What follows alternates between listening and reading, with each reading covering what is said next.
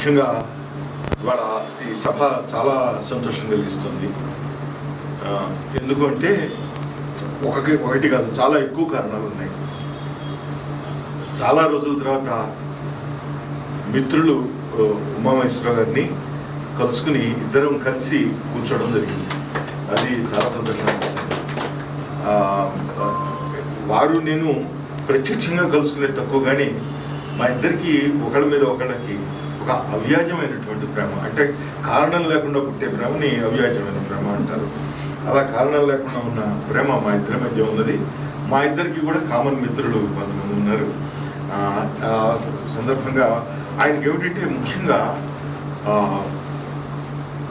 మంచి మనిషి, అక్షరాన్ని మనిషి కోసం ఎలా వాడటం తెలిసినటువంటి వాడు. ఒక కాటాలో ఒక పక్కన మనిషిని ఒక పక్కన అక్షరాన్ని వేసి తూయగలిగినటువంటి సమర్థుడు.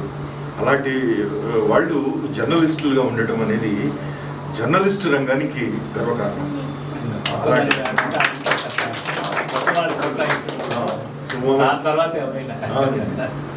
గుణపక్షపాతి, పక్షపాతం లేదంటారు కానీ ఆయన తప్పకుండా పక్షపాతం ఉందని భావిస్తాను. గుణపక్షపాతి. అలాగే ఈ కార్యక్రమంలో చాలా రోజుల తర్వాత మళ్ళీ రెడ్డప్ప మాస్టర్ని కలుసుకుని రెడ్డప్ప మాస్టర్తో కలిసి చేయడం. ఆయన రెడ్డప్ప మాస్టర్ ఏంటంటే ఒరిజినల్ థింకర్. మన ప్రాంతంలో కానీ మన దేశంలో కానీ ఒక ఇది విషయం ఏంటంటే ఒరిజినల్ థింకింగ్ ఉండాలి. అంటే ideas should be our own, thinking should be our own.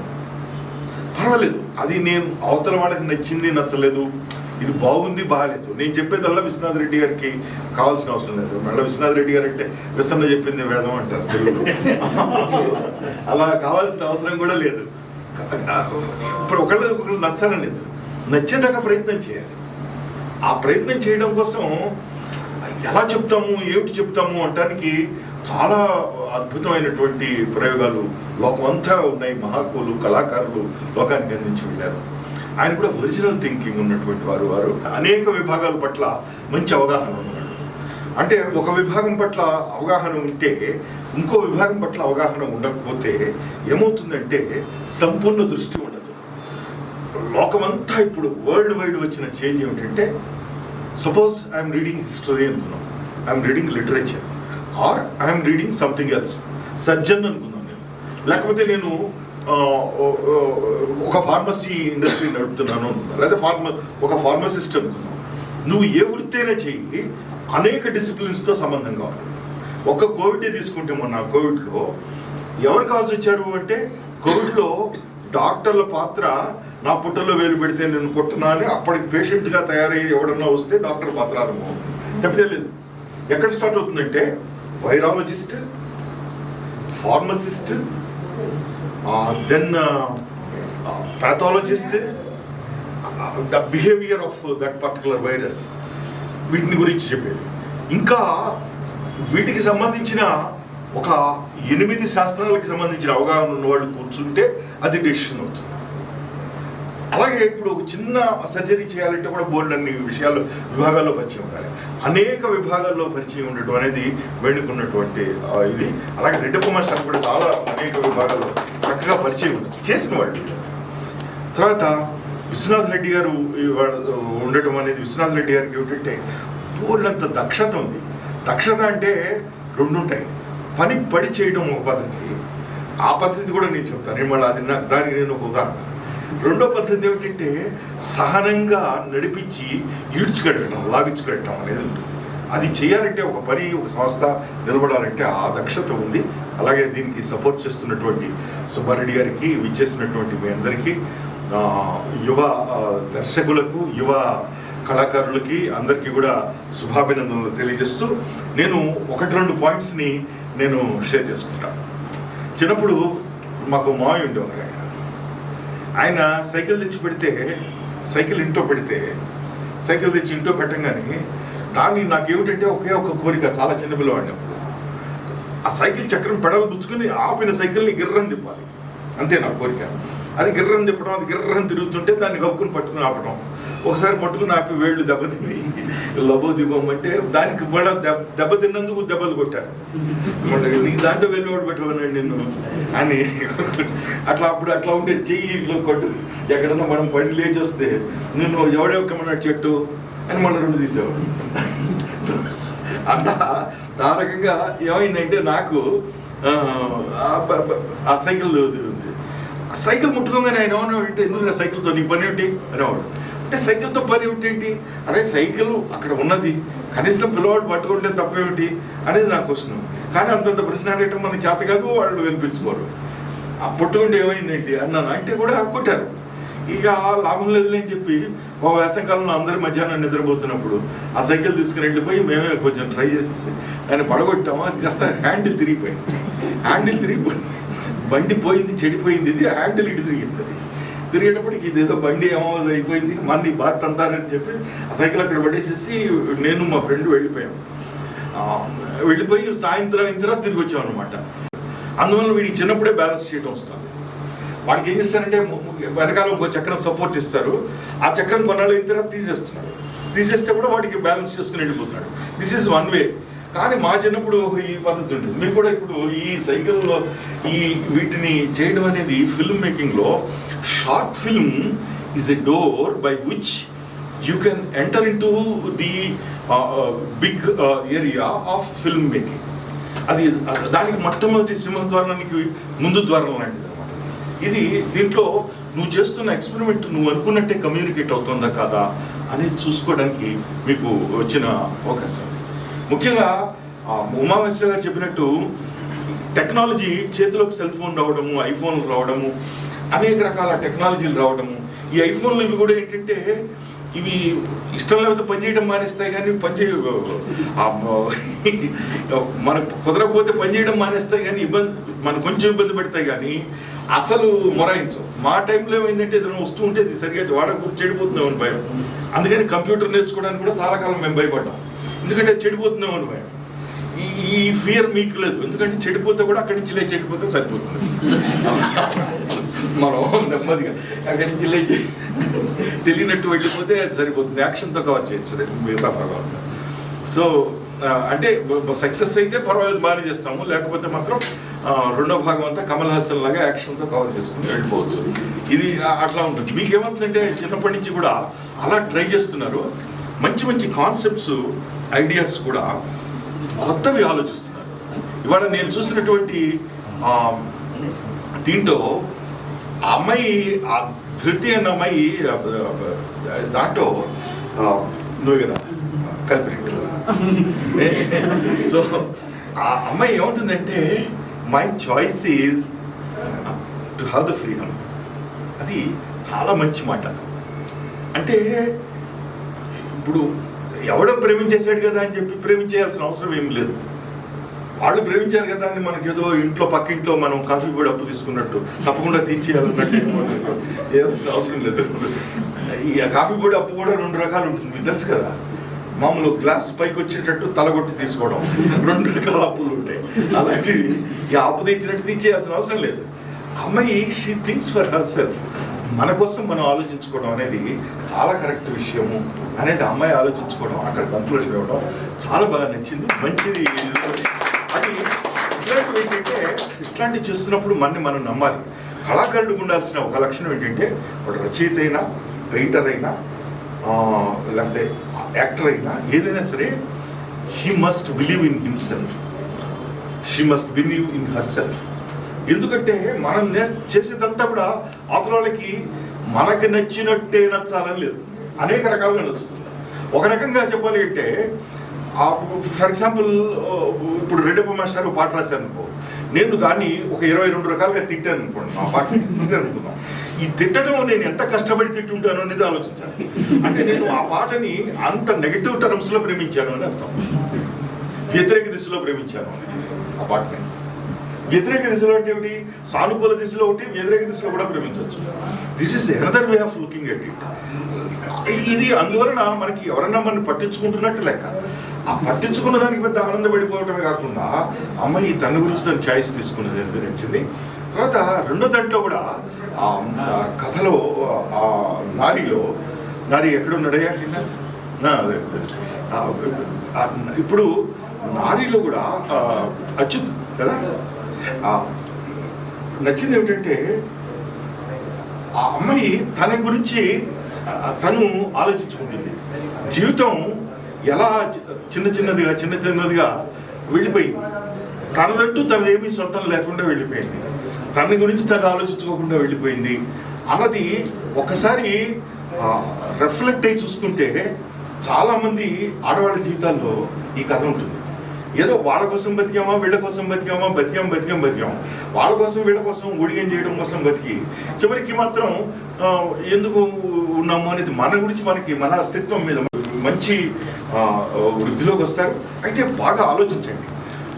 ఇంకొక సంతోషం ఏంటంటే నాకు ఇవాళ మీరందరూ కూర్చున్నప్పుడు ఇలాంటివి మేధోమథనం జరగాలి. మేధోమథనం జరిగినప్పుడు చాలా అద్భుతంగా ఉంటుంది. నేను ఢిల్లీ వెళ్ళినప్పుడల్లా ఖచ్చితంగా ఎన్ఎస్డికి విజిట్ చేస్తాను ఈవినింగ్లో. నేషనల్ స్కూల్ ఆఫ్ డ్రామాలో ఒక పెద్ద విచిత్రం ఏంటంటే ఇప్పుడు ఫర్ ఎగ్జాంపుల్ తను మాట్లాడుతున్నారు అనుకోండి, ఆయన నేను చేసిన ఒక ప్రదర్శన గురించో లేకపోతే నేను తెచ్చిన ఒక స్క్రిప్ట్ గురించో తిట్టిపోస్తున్నా కూడా నేనైతే ఏం మాట్లాడను, వైట్గా వింటాను. అది ఒక సంస్కృతి. వినాలి, అర్థం చేసుకోవాలి. ఆయనకి ఎందుకని అట్లా అర్థమైంది, ఆయన ఎందుకని అట్లా మాట్లాడుతున్నాడు, ఆ ఆవేశం వెనుక ఆంతర్యం ఏమైనా ఉందా, ఇలాంటివి ప్రశ్నలు మనకి మనం ఇంట్రాస్పెక్ట్ చేసుకోవాలి, నలుగురిలో చర్చించుకోవాలి. అది చర్చ అంటే. చర్చ వల్ల మాత్రమే కళారూపాలు, రచనలు, సృజనాత్మకత పెరుగుతుంది. చర్చలు లేకుండా ఒక రకమైన నిశ్శబ్ద సంస్కృతిలో మనకు ఉంటుంది. అందుకనే మన నాటకాలు అవి కూడా చాలా సందర్భాల్లో ఒక ప్రాబ్లం ఏంటంటే నాటకంకి వచ్చిన వాళ్ళు దిగులుగా నడుచుకుంటూ వెళ్ళిపోతారు. ఉమామేశ్వర గారు చెప్పినట్టు మన దాంట్లో లైఫ్ లేకపోవడం, అదేదో ఏదో పోగొట్టుకున్న వాళ్ళలాగా ఏదో జీవితం నిస్సారం అయిపోయినట్టు, వచ్చినప్పటికన్నా వెళ్ళేటప్పుడు కాళ్ళు వణుకుతున్నట్టు అట్లాంటి భావంతో వెళ్ళిపోతుంటారు. అలా ఉండకూడదు. మనకు ఒక కొత్త లైఫ్ వచ్చినట్టు, కొత్త భావన కలిగినట్టు అలాంటివి రావాలి. ఏంటి ఇలాంటి చర్చలు కావాలి. చర్చలు ఉంటే మనం నలుగుతాం. ఓహో, మనం ఇట్లా ఉందా, మనం ప్రజెంట్ చేసింది మనం ఇది కదా కమ్యూనికేట్ చేద్దాం అనుకున్నాం, ఇది కమ్యూనికేట్ చేద్దామంటే ఇలా కమ్యూనికేట్ అయిందా, ఇంతమందికి ఇలాగే కమ్యూనికేట్ అయిందంటే ప్రాబబ్లీ నేను కరెక్ట్ చేసుకోవాలి. ఏదో ఒకళ్ళిద్దరికి అలా కమ్యూనికేట్ అయిందంటే అలాంటి దానికి నేను ఎంతవరకు ఆస్కారం ఇచ్చానని చూసుకోవాలి. ఇవేమీ లేదనుకుంటే అప్పుడు కూడా ఆయన అనాలనుకుని అంటున్నాడు అంటే మామూలుగా 2 సార్లు దండం పెట్టాలి, ఒకసారి కాకుండా 2 సార్లు పెట్టాలి వాళ్ళకి. అంతే. This is as simple as that. దీనివల్ల ఏమవుతుందంటే రచయిత లేకపోతే కళాకారుడు, నటుడు అందరూ కూడా గట్టిపడాల్సినటువంటి అవసరం. ముఖ్యంగా మీరు పెద్ద నటులని ఎవరిని మీరు అనుకుంటున్నారో, యూ టేక్ ఎనీ ఆర్టిస్ట్, పర్టికులర్గా యాక్టర్స్ సైడ్ కమల్ హాసన్ వాళ్ళందరూ కూడా బాలచంద్ర గారి స్కూల్లోనూ, విశ్వనాథ్ గారి స్కూల్లోనూ కూర్చున్నప్పుడు వాళ్ళు రకరకాల తిట్లు తిన్నవాళ్ళు. మనం ఊహించలేనంత పెద్దది. అనేక విషయాలు ఉన్నాయి ప్రపంచంలో. ప్రపంచంకి ప్రతిబింబమే కళలు. సింపుల్. మనకి ఇక్కడ అర్థం ఉంది. ఇక్కడ ఉన్నవాళ్ళు అక్కడ కనిపిస్తున్నారు. అక్కడ కనిపించేదంతా కూడా రంగస్థలం, ఇక్కడ కనిపించేదంతా కూడా వీరంగస్థలం. ఇది మనం ఒరిజినల్గా ఉన్నది, అది రంగస్థలం. అంతే. ప్రపంచం అంటే art is a reflection of life. ఆ లైఫ్ని కొత్త నెరేటివ్గా చెప్పడం, కొత్తగా చెప్పడం, ఇది దీనికోసం చేస్తున్నటువంటి ప్రయత్నం. మహాకళాకారులు, అది కాళిదాస్ చెప్పినా, లేకపోతే డాంటే చెప్పినా, ఇంకొకళ్ళు చెప్పినా, ఎవరు చెప్పినా సరే, టాల్స్టాయ్ చెప్పినా, మన బెర్నాడ్ షా చెప్పినా, భవభూతి చెప్పినా, ఎవరు చెప్పినా అదే అట్లాంటి ప్రయత్నం చేస్తారు. దాన్ని ఒక కొత్త రకంగా చెప్పడం కోసం చేస్తారు. నేను మొన్న భవభూతి ఉత్తరరామ చరిత్ర చదువుతుంటే దానికి తెలుగు అనువాదం చాలా చక్కగా చేశారు. ఆయన చాలా చిన్న మాటలతో చేసేసారు, చాలా చక్కగా చేసిన అనువాదం. దాంట్లో దాంపత్య ధర్మం మీద, సీతారాముల దాంపత్య ధర్మం మీద ఎంత అద్భుతంగా చేశారు అంటే ఇద్దరు ఒకటిగానే ఆలోచించుకుంటుంటారు. అసలు ఫస్ట్ సీనే, ఓపెనింగ్ సీనే సీతారాములు అరణ్యవాసానికి వెళ్ళి తిరిగి వస్తారు. పట్టాభిషేకం అయిపోతుంది. ఈ పిల్లలకి అప్పచెప్పేసేసి 3 అత్తలు యజ్ఞం చుట్టానికి వెళ్ళిపోతారు. ఎక్కడికో వేరే చోటికి వెళ్ళిపోతారు. ఎక్కడ శాంత ఋషిశృంగులు యజ్ఞం చేస్తుంటే వాళ్ళ దగ్గరికి వెళ్ళిపోతారు.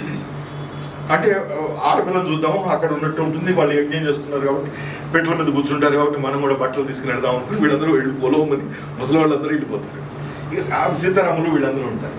రాముడు వెళ్ళిపోయి సౌధం యొక్క ఉపరితలంలో ఒక కిటికీ పక్కన కూర్చుని ఉంటాడు. కిటికీ పక్కన కూర్చున్న తర్వాత ఆ కిటికీ పక్కన కూర్చునుంటే సీత వెళ్ళి రాముడి చేతి మీద తలపెట్టుకుని పడుకుంటుంది. పక్కన సరయూ నది ప్రవహిస్తుంది. ఆ దృశ్యంలోంచి అంటే కిటికీలోంచి చూస్తూ మళ్ళా అప్పుడు ఒక్కసారి వాళ్ళు అడవుల్లో తిరిగింది, ఆ గడిపిన రోజులు అవన్నీ గుర్తుపెట్టుకుంటారు. అప్పటికి సీత గర్భవతి.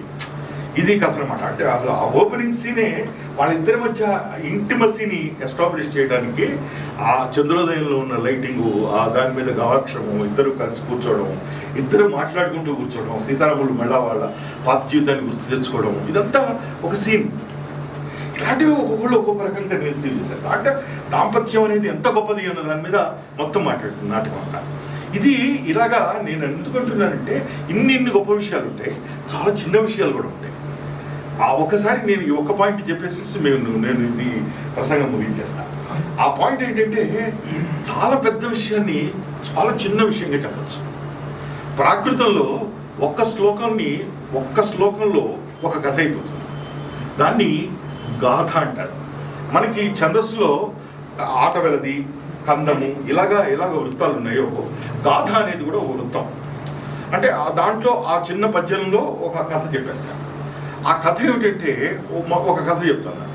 ఆ కథ ఏంటంటే ఒక ఊరి చివర ఉన్నటువంటి చాలా పెద్ద జనసంచారం లేనటువంటి ఒక చోట ఉన్నటువంటి ఒక గుడిసె. ఆ గుడిసెలో ఒక పచ్చి బాలింతర ఉంటుంది. అప్పుడు ఆ రాత్రి వర్షం కురుస్తుంది. పసిబిడ్డ తడిసిపోతాడేమో అని చెప్పి అమ్మాయి ఏం చేస్తుందంటే ఆ బిడ్డ మీదకి వంగుతుంది. బిడ్డ మీద వర్షం పడకుండా ఉండటం కోసం, అంటే తన వీపు మీద పడుతుంది అని చెప్పి బిడ్డ మీదకు వంగుతుంది. బిడ్డ మీదకు వంగితే బిడ్డ అని ఇప్పుడు ఏమైంది, బిడ్డ వర్షం నుంచి రక్షింపబడింది, కానీ బిడ్డ తడిసిపోయింది అని ఆ శ్లోకం చివరిలో చెప్తాడు. ఎందుకు తడిసిపోయిందంటే వర్షంతో తడిసిపోలేదు, తల్లి కన్నీళ్లతో తడిసిపోయింది. అంటే ఎక్కడి చెడు చూడండి. అంటే ఇంత చిన్నదంటే అంత పెద్దగా చెప్పచ్చు. అంటే ఇక్కడ బాధ ఏంటి తల్లిది, నైనా ఇప్పుడే పుట్టిన బిడ్డకి నీకు ఇంత కష్టమా అన్న తల్లి ఆ బిడ్డను కాపాడుకుంటూ తన మీద వర్షం పడుతుంటే వీపంతా తడిసిపోతుంటే దాని గురించి ఆలోచించటం లేదు. ఇవాళ ఈ బిడ్డకి ఇంత కష్టం వచ్చింది అని చెప్పి తల్లి కన్నీళ్లతో ఆ బిడ్డ తడిసిపోయింది. ఇది అంటే ఇదే షార్ట్ ఫిల్మ్. అంటే అంత ప్రపంచంలో ఉన్నటువంటి దీన్ని తీసుకొచ్చి ఇంత దీంట్లోకి మార్చారు పరిస్థితి. ఇలాగా దాంట్లో విచిత్రమైన కథలు వస్తుంటాయి. ఇలాగా మనము అనేక విషయాల్ని మనం చూడటం, నేర్చుకోవడం, వినటం, ఆలోచించటం అన్నిటినీ చేస్తేనే మంచి కళాకారులు అవుతాం. అంటే అన్ని ఇంద్రియాలు షార్ప్గా ఉండాలి. చూసే కన్ను, మాట్లాడే మాట, వినే చెవి అన్నీ షార్ప్గా ఉండాలి. అంతేగాని ఏదో ఎప్పుడప్పుడు అనుకోకుండా మనం ఏదో రకంగా ఉట్టి తెగి పెద్ద ఆర్టిస్ట్ భూమి మీద పడతాం అనేది మాత్రం ఒట్టి మాట. ఇది మనం గుర్తుపెట్టుకోవాల్సింది ఏంటంటే ఇవన్నీ మనం షార్ప్ చేసుకోవాలి. చక్కగా మీరందరికీ ఒక మంచి వాతావరణం, వేదిక మన విఎస్ మీడియా ద్వారా మీకు లభిస్తుంది. దీన్ని ఔదార్యంతో దీన్ని ముందుకు తీసుకెళ్ళడానికి సుబ్బారెడ్డి గారు ఉన్నారు. విశ్వనాథ్ రెడ్డి గారు దాని యొక్క అన్ని యోగక్షేమాలు చూసేటటువంటి బాధ్యత తీసుకుంటున్నారు. అలాగే రెడ్డప్ప మాస్టారు, వేణు అందరూ కూడా వీళ్ళు పూనుకుని చేస్తున్నారు. మీరు అందరూ కూడా చక్కగా ముందు ఇలాంటి ప్రయత్నాలని కలిసి చేయండి, కలిసి నడవండి, ఎక్కువ ఆలోచనల్ని కలబోసుకోండి అని చెప్పి కోరుకుంటూ నేను సెలవు తీసుకుంటున్నాను. నమస్కారం.